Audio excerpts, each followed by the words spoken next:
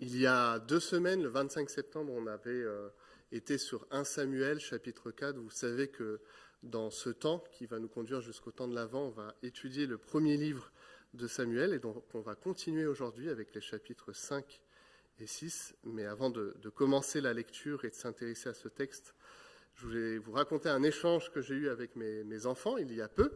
Alors mes enfants ont beaucoup de mal à imaginer que moi-même j'ai été un enfant à un temps donné. Et donc on parlait des collections, de collectionner les choses. Et ils me posaient la question si j'avais collectionné des choses en tant qu'enfant, et c'était pour moi l'occasion de me souvenir que c'était bien le cas. J'ai collectionné des billes pendant longtemps, des pins, des panini de l'équipe de France. Et voilà, tout ça, c'est remonté à mes souvenirs, toutes ces collections qui ont eu lieu. Ouais, ils m'ont demandé la question si j'avais collectionné des cartes Pokémon. Alors j'aurais dit que ce n'était pas mon époque, mais je pense que ça a toujours été le cas de collectionner.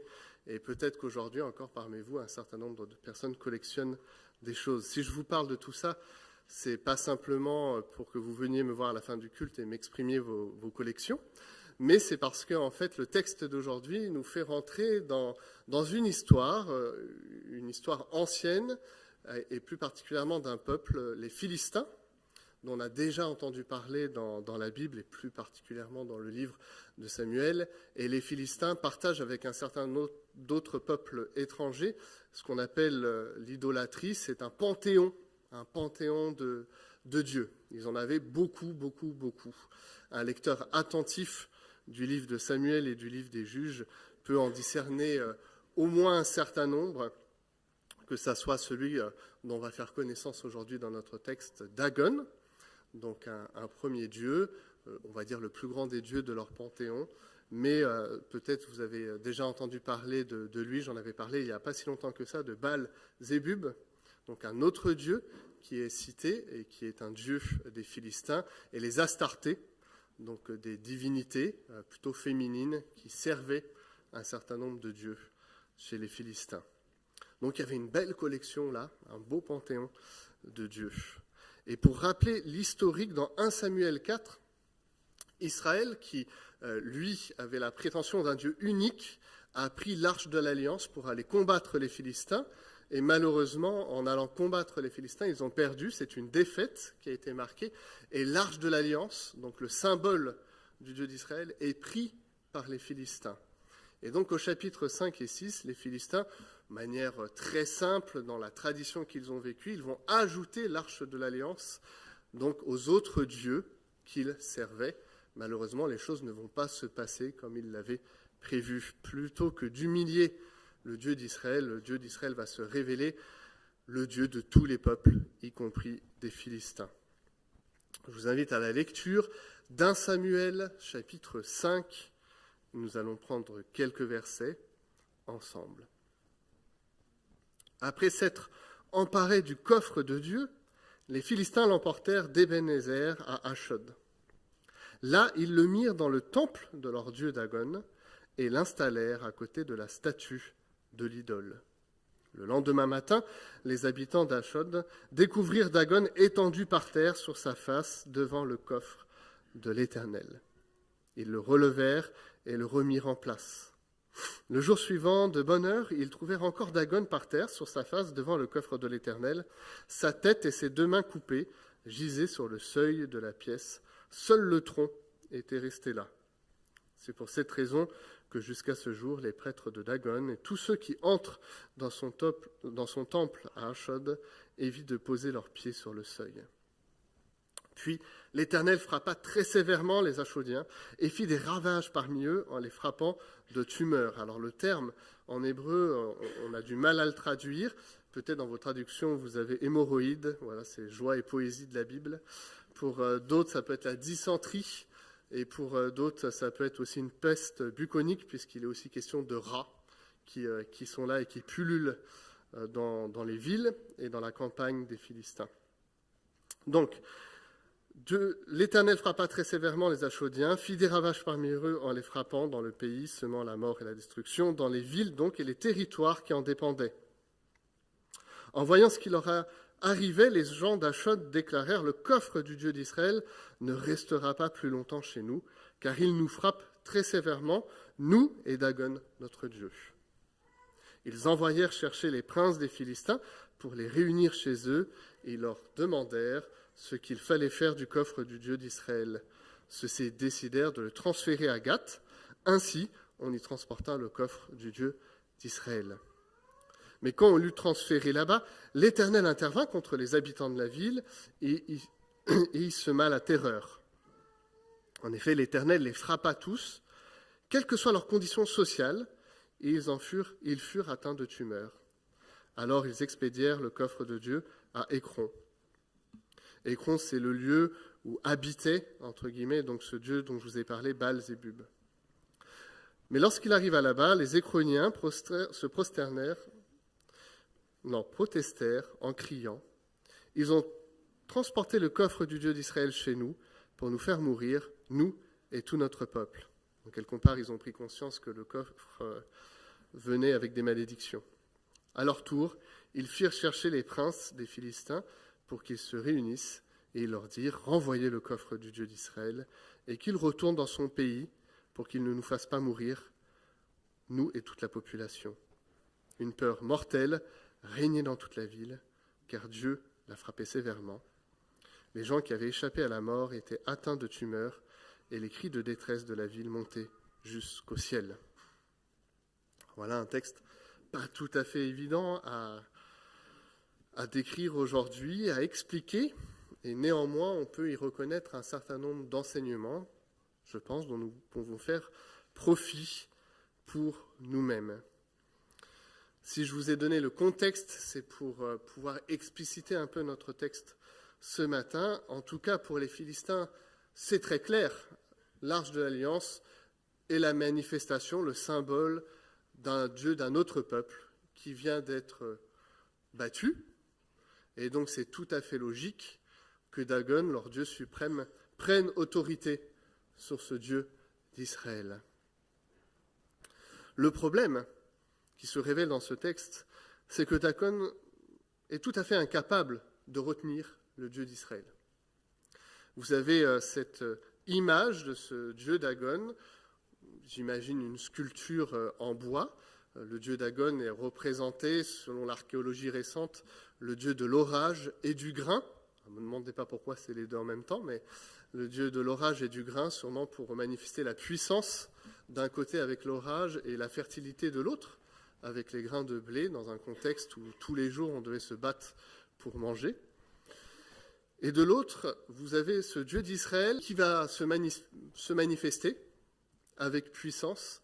Le propriétaire de l'Arche de l'Alliance va réclamer son retour parmi son peuple. Et le premier élément qu'on pourrait souligner dans ce texte, peut-être le plus évident, c'est que le Dieu d'Israël n'est finalement pas que le Dieu d'Israël. C'est le Dieu de tous les peuples. Et donc, il ne se manifeste pas seulement dans le pays promis, mais aussi dans le pays des Philistins. Je ne sais pas s'il y a des fans de la série de Kaamelott ce matin, mais dans la série de Kaamelott, il y a un moment un échange entre le représentant de l'Église et le roi Arthur. Et le roi Arthur, il dit: « Bon, d'accord, je vais signer ton document pour ton Dieu. » Et Elie Semoun, qui incarne du coup le représentant de l'Église un peu starbé, dit: « Ah non, mais c'est pas que mon Dieu, c'est le Dieu de tout le monde. » Et c'est exactement ce que ce texte manifeste. L'Éternel est le Dieu de tous les peuples. Et pour tous les peuples, il ne supporte pas l'idolâtrie. Il ne supporte pas qu'il ne soit pas reconnu comme le Dieu de tout être humain. La manifestation concrète de ce que je viens de dire, c'est le fléau qui frappe les Philistins. Les Philistins font face à la colère de Dieu. Par leur mode de vie, ils ne manifestent pas le respect qu'ils auraient dû à Dieu. Au Dieu d'Israël, certes, mais au Dieu aussi qui domine sur eux. Et Dagon est bien incapable de résister à cela.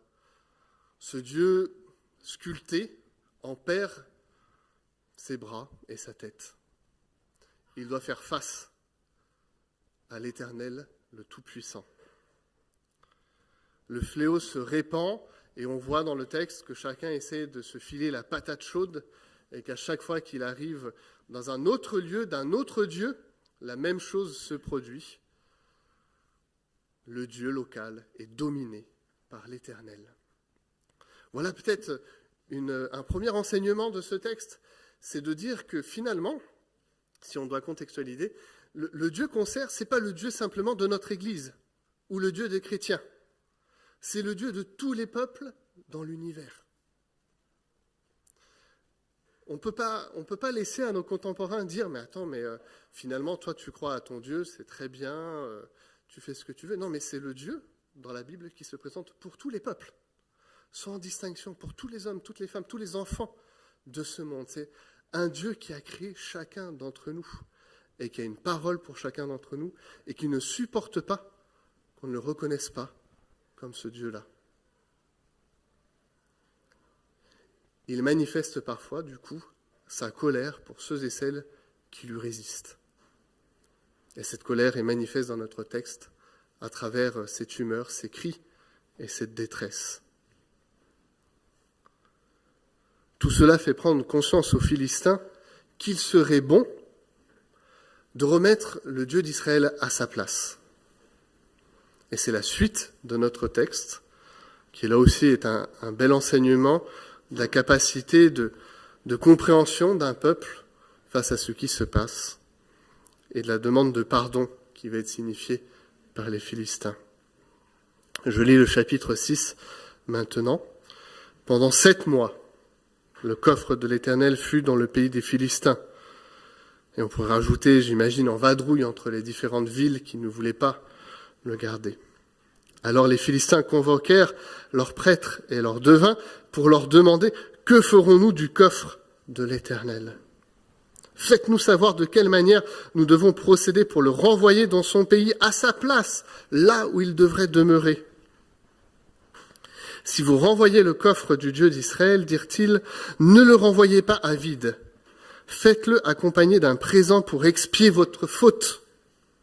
Toute une conscience de la faute de ce peuple. Alors vous serez guéris et vous saurez pourquoi il n'a cessé de sévir contre vous. Mais quelle sorte de réparation devons-nous lui offrir ? Demandèrent les gens. Ils leur répondirent, vous ferez 5 représentations en or des tumeurs qui vous ont affligés et 5 rats en or selon le nombre des princes des Philistins. Ne me demandez pas comment ils ont fait ça. Car le même fléau a atteint tout le monde, y compris vos princes. Vous fabriquerez donc des effigies de vos tumeurs et des rats qui dévastent le pays et vous les offrirez en hommage au Dieu d'Israël. Peut-être cessera-t-il de vous frapper sévèrement, vous, vos dieux et votre pays. Ne vous obstinez pas comme les Égyptiens et le Pharaon. Rappelez-vous qu'après avoir été malmenés par ce Dieu, ils ont dû laisser partir les Israélites. Maintenant donc, fabriquez un chariot neuf, prenez 2 vaches qui allaitent et qui n'ont pas encore porté le joug, attelez-les au chariot et séparez-les de leurs petits que vous ramènerez à l'étable. Prenez le coffre de l'Éternel et placez-le sur le chariot. Déposez dans un coffret que vous mettrez à côté de lui les objets d'or que vous offrez à Dieu pour réparer votre faute. Ensuite, vous laisserez partir l'attelage. Je vais juste sauter quelques versets, mais l'attelage part et vous avez ces deux vaches qui trouvent exactement le chemin pour retourner vers Israël. Je reprends verset 13. Les habitants de Beth-Shemesh, donc en Israël, étaient en train de moissonner les blés dans la vallée et tout d'un coup ils aperçurent le coffre et s'en réjouirent. L'attelage arriva au champ de Josué de Beth-Shemesh et s'arrêta là à côté d'une grande pierre. On fendit le bois du chariot et l'on offrit les vaches en holocauste à l'Éternel. Des Lévites avaient enlevé du char le coffre de l'Éternel et le coffret contenait des objets d'or. Ils les avaient disposés sur la grande pierre. Ce même jour, les habitants de Beth-Shemesh offrirent des holocaustes et d'autres sacrifices à l'Éternel. Quand les 5 princes des Philistins virent cela, ils retournèrent ce même jour à Écron. Continuez, je saute là à nouveau quelques versets pour arriver au verset 19. L'Éternel frappa 70 habitants de Beth-Shemesh parce qu'ils avaient regardé dans le coffre de l'Éternel. Le peuple prit le deuil à cause de ce grand fléau que l'Éternel leur avait infligé. Les gens de Beth-Shemesh dirent « Qui pourrait subsister devant l'Éternel, ce Dieu saint ? Chez qui pourrions-nous envoyer le coffre sacré pour le faire partir de chez nous ?» Ils envoyèrent des messagers aux habitants de Kirjath-Yarim pour leur dire « Les Philistins ont restitué le coffre de l'Éternel. Venez donc le chercher pour l'emporter chez vous. » Les Philistins avaient pris conscience qu'ils ne pouvaient pas garder l'arche de l'Alliance, qu'il y avait un besoin pressant que Dieu retourne à sa place. Et cette place, c'était le peuple d'Israël auquel il s'était révélé. Néanmoins, il n'y avait pas simplement à faire cela, mais aussi à exprimer sa faute, à pouvoir confesser qu'ils avaient mal fait en ne donnant pas la seigneurie à l'Éternel. Alors, ça peut nous paraître tout à fait rustre et très étrange, cette lecture du chapitre 6. Des vaches qui ont arrêté de donner le sein, la pie, je ne sais pas comment il faut dire, à leurs petits, un chariot qui est construit, des représentations en or de tumeurs et de rats. On se dit, mais dans quel monde on arrive là ? Dans quel monde on arrive ? Et en même temps, c'est la démarche réelle, sincère, d'un peuple et de ses dirigeants de reconnaître la puissance de Dieu. Car soyons attentifs à ce que nous venons de lire. Les devins et les prêtres des Philistins rappellent au peuple ce qui s'est déjà passé avec les Égyptiens et le Pharaon. Ce Dieu d'Israël est connu partout, parce qu'il a déjà fait des miracles, il a déjà agi de manière extraordinaire dans le passé pour le peuple d'Israël. Et prenant conscience de cette histoire, les prêtres et les devins des Philistins disent « Ne vous obstinez pas, expiez votre faute, renvoyez Dieu à sa place. » Alors, je ne suis pas convaincu qu'il faut lire ce texte comme le changement de cœur complet d'une population qui se détourne de l'idolâtrie pour aller vers le Dieu d'Israël. Parce que le texte ne signifie pas tellement ces éléments-là. Mais en tout cas, il y a une prise de conscience des Philistins et de leurs dirigeants qu'ils ne peuvent pas gérer ce Dieu-là. Que ce Dieu les dépasse. Qu'il a manifesté sa puissance dans l'histoire et que là, il manifeste sa puissance sur tous les dieux des Philistins.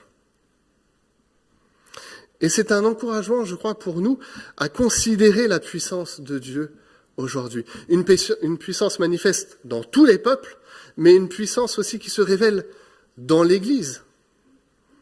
Et il faudrait pouvoir regarder Dieu avec une compréhension de sa puissance pour chacun d'entre nous en tant que croyants.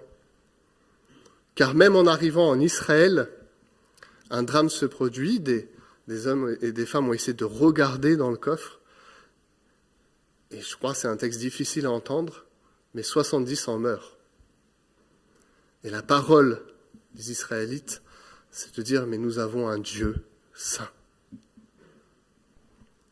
Nous avons un Dieu saint. Nous devons le respecter, ce Dieu. Nous devons regarder à lui avec déférence. Ce texte nous interroge face à l'idolâtrie qui sévit dans ce monde et nous rappelle que Dieu vient juger ces idolâtries. Dieu se révèle dans l'histoire des hommes comme le seul Dieu. C'est lui le Créateur, c'est à lui qu'on doit notre respect, notre dignité, la grâce que nous vivons dans l'Église, la bienveillance dont il fait preuve et le pardon. Ça, c'est ce qui est dit pour tous les peuples. Et d'une manière particulière, ce texte nous interroge, nous, en tant que croyants, dans le rapport que nous avons à Dieu dans nos vies. Sommes-nous parfois tentés de créer un certain nombre d'idolâtries et de ne pas laisser Dieu dans toute la place qui devrait lui être réservée dans nos vies?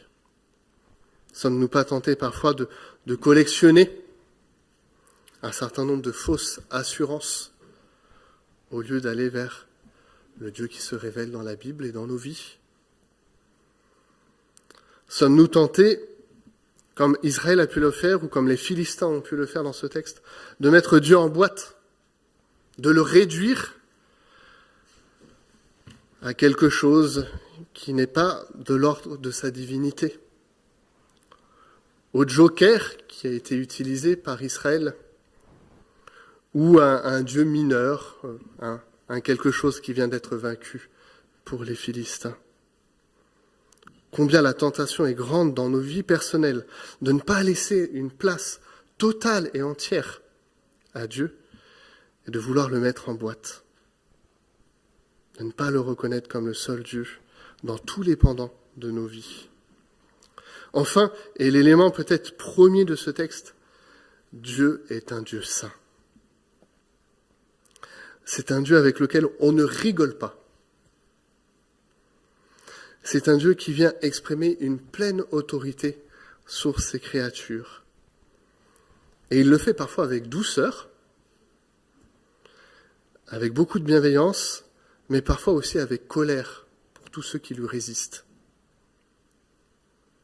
J'aimerais faire une aparté, parce que dans l'Ancien Testament, on voit et on lit souvent que les interventions divines sont assez musclées. Et c'est encore un exemple dans ce livre de Samuel d'une intervention musclée de la part de l'Éternel envers les Philistins et Israël. À tel point que certains ont considéré qu'entre le Nouveau et l'Ancien Testament, Dieu ne serait plus le même. Dieu aurait changé. Il se serait assagi, apaisé en la personne de Jésus.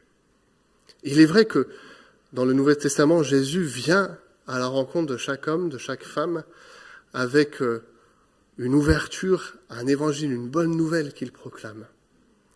Une certaine intimité est disponible en la personne de Jésus.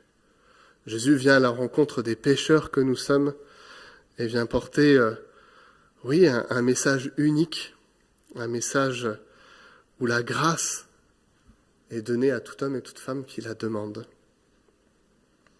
Pour autant, je ne crois pas que Dieu ait changé entre l'Ancien et le Nouveau Testament. Il demeure et reste le Dieu saint. Il demeure et reste le Dieu qui a toute autorité sur l'univers et sur nos vies personnelles. Et c'est assez fort que nous puissions le proclamer dans nos cultes et dans nos prières en tant que Seigneur.